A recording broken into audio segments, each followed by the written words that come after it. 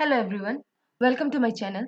SBI clerk 2025 का first day का सारा शिफ्ट खत्म हो चुका है। तो अब देखते हैं कि आगे जिनका शिफ्ट आने वाला है उनके लिए क्या कर सकते हैं। पहले हम फर्स्ट शिफ्ट से फोर्थ शिफ्ट तक जितने भी क्वेश्चन आए हैं सारे क्वेश्चंस को कंपेयर करेंगे।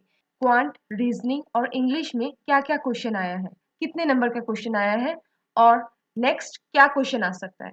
फिर उनको कंपेयर करके हम डिसाइड करेंगे कि हमारी शिफ्ट में कौन सा क्वेश्चन आ सकता है। एक स्ट्रेटेजी बनाएंगे और उसी स्ट्रेटेजी पे चलेंगे। ऐसे ही नहीं कुछ भी पढ़ लेंगे।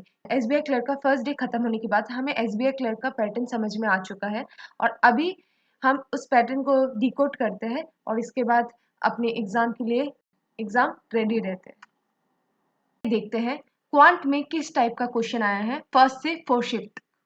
तो आप देख सकते हैं यहाँ पे मैंने सारे क्वेश्चंस जितने भी आए हैं सबको एक टेबुलर फॉर्मेट में लिख दिया है ताकि आपको सुविधा हो समझने में और आपको एक आइडिया लग जाए कि आपके एग्जाम में किस टाइप का क्वेश्चन ज़्यादा से ज़्यादा आ सकता है। वैसे हम एसबीआई कौन सा क्वेश्चन देने वाला है प्रिडिक्ट नहीं कर सकते हैं क्योंकि कुछ भी हो सकता है, लेकिन एक एटलीस्ट आइडिया रहेगा हमारे पास कि मैक्सिमम नंबर ऑफ क्वेश्चन यहाँ से आ रहे हैं तो हमारी शिफ्ट में भी यहाँ से क्वेश्चन आ सकते हैं।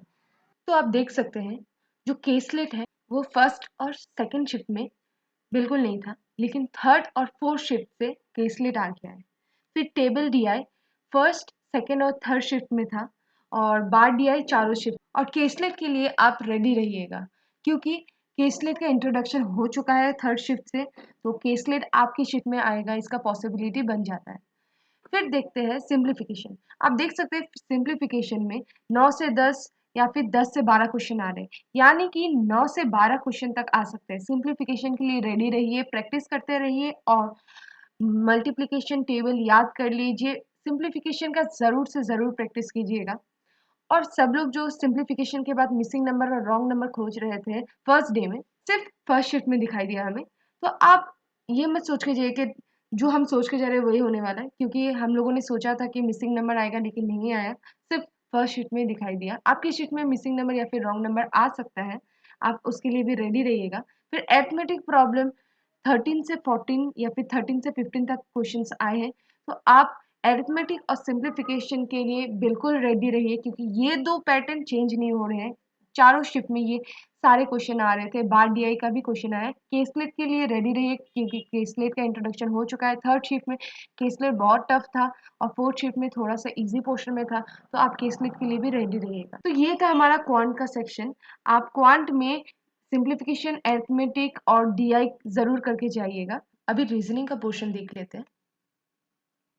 तो फर्स्ट शिफ्ट था और सेकंड शिफ्ट था, उसमें स्क्वायर बेस्ड पजल आए थे और थर्ड शिफ्ट में सर्कुलर बेस्ड आ गया। 13 नंबर ऑफ पर्सन वाला क्वेश्चन फर्स्ट शिफ्ट में था, लेकिन फोर्थ शिफ्ट में हमें अनसर्टेन क्वेश्चन मिल गया। लीनियर सिटिंग अरेंजमेंट हमें फर्स्ट शिफ्ट में, थर्ड शिफ्ट में और फोर्थ शिफ्ट में मिला। जो फर्स्ट शिफ्ट में था उसमें 5 क्वेश्चन थे, थर्ड शिफ्ट में पैरेलल रो वाले 5 क्वेश्चन थे, फिर फोर्थ शिफ्ट में 5 क्वेश्चन थे। मंथ बेस्ड पजल मिला फर्स्ट शिफ्ट में, थर्ड शिफ्ट में डे बेस्ड पजल था और फोर्थ शिफ्ट में बॉक्स बेस्ड पजल था, वो भी 5 क्वेश्चन के सारे। फिर सिलोगिज्म चारों शिफ्ट में थे, 3 से 4 क्वेश्चन आ रहे थे सिलोगिज्म से, तो सिलोगिज्म के लिए रेडी रहिएगा क्योंकि आपकी शिफ्ट में आ सकता है क्योंकि कंटिन्यूअसली आ रहे थे। फिर इनइक्वलिटी फर्स्ट शिफ्ट में और लास्ट शिफ्ट में दिखाई दिया। इनइक्वलिटी के 3-3 क्वेश्चन आ रहे थे। ब्लड रिलेशन फर्स्ट शिफ्ट और लास्ट शिफ्ट में दिखाई दिया, उससे 3 से 4 क्वेश्चन आ रहे थे कि अल्फा न्यूमेरिक सीरीज में नंबर सीरीज का जो क्वेश्चन था फर्स्ट शिफ्ट में दिखाई दिया। फर्स्ट शिफ्ट में 3 से 4 क्वेश्चन आ रहे थे, अल्फा न्यूमेरिक क्वेश्चन आया जिससे 5 क्वेश्चन आए थे। फिर थर्ड और फोर्थ शिफ्ट में नंबर सीरीज वाले क्वेश्चन आए थे, यानी कि अल्फा न्यूमेरिक अल्फाबेट और नंबर नहीं, सिर्फ नंबर थे फर्स्ट, थर्ड और फोर्थ में। और सेकेंड शिफ्ट में अल्फाबेट नंबर दोनों थे, वो भी 5 क्वेश्चन आ रहे थे। मिसिंग पैटर्न और पेयर फॉर्मेशन से एक एक क्वेश्चन यानी कि 2 क्वेश्चन आ रहे थे। तो ये तो क्वेश्चन आने वाला है शायद से, मिसिंग पैटर्न और पेयर फॉर्मेशन पॉसिबिलिटी है क्योंकि चारों शिफ्ट में थे। फिर डायरेक्शन से सेकेंड और थर्ड शिफ्ट में 3-3 क्वेश्चन आए। फिर box concept sitting arrangement second shift में आया था 5 क्वेश्चन। फिर कंपैरिजन पजल भी आया सेकेंड शिफ्ट में 2 क्वेश्चन। पोस्ट बेस्ड पजल आया था सेकेंड शिफ्ट में 5 question. Chinese coding second shift और थर्ड शिफ्ट में था, 5-5 क्वेश्चन थे। नंबर बेस्ड यानी कि एक नंबर दिया था, उस ऑड नंबर में +1 या फिर -2 इस टाइप का क्वेश्चन जो रहता है वैसा क्वेश्चन आया था हमारा थर्ड शिफ्ट में। एक क्वेश्चन आया था। फ्लैट फ्लोर का इंट्रोडक्शन हुआ हमारा फोर्थ शिफ्ट में। तो आप देख सकते हैं फर्स्ट शिफ्ट से फोर्थ शिफ्ट तक सिलोगिज्म तो कंपलसरी आ ही रहा था और नंबर सीरीज वाला अल्फान्यूमेरिक सीरीज वाला क्वेश्चन भी आ ही रहा था। पजल का फ्रीक्वेंसी सारे शिफ्ट में सेम है और मिसलेनियस भी आ रहे थे, यानी कि distribution of question in same है। तो चलिए देखते हैं इंग्लिश में क्या आया था। ये है इंग्लिश का पोर्शन। जो इंग्लिश का पोर्शन है वो थोड़ा इंटरेस्टिंग है क्योंकि सारे शिफ्ट में आप देख सकते हैं सेम टाइप के क्वेश्चन आ रहे थे। तो चलिए देखते हैं। रीडिंग कॉम्प्रिहेंशन 9 से 10 क्वेश्चन आ रहे थे सारे शिफ्ट में सेम। क्लोज टेस्ट से 5 से 6 क्वेश्चन आ रहे थे। फिर मिस स्पेल से 5 या फिर 4-5 क्वेश्चन आ रहे थे। फिर एरर स्पॉटिंग से 3 से 5 क्वेश्चन आ रहे थे। सेंटेंस रीअरेंजमेंट से 2 से 5 क्वेश्चन आ रहे थे। फिर वर्ड यूजेस और फ्रेज रिप्लेसमेंट हमारा फर्स्ट शिफ्ट में और सेकंड शिफ्ट में था। कॉलम बेस्ड जो क्वेश्चंस रहते हैं कि कॉलम बना देते हैं कि मैच करना है, वैसा क्वेश्चन 5 क्वेश्चन आ रहा था थर्ड शिफ्ट और फोर्थ शिफ्ट में, यानी कि थर्ड शिफ्ट से हमारा कॉलम बेस्ड क्वेश्चन का इंट्रोडक्शन हो चुका था। तो आप देख सकते हैं यहाँ पे इंग्लिश का जो पोर्शन है उसमें रीडिंग कॉम्प्रिहेंशन एक इम्पॉर्टेंट रोल प्ले कर रहा है। आप देख सकते हैं 9 से 10 क्वेश्चन कुछ कम क्वेश्चन नहीं होते हैं।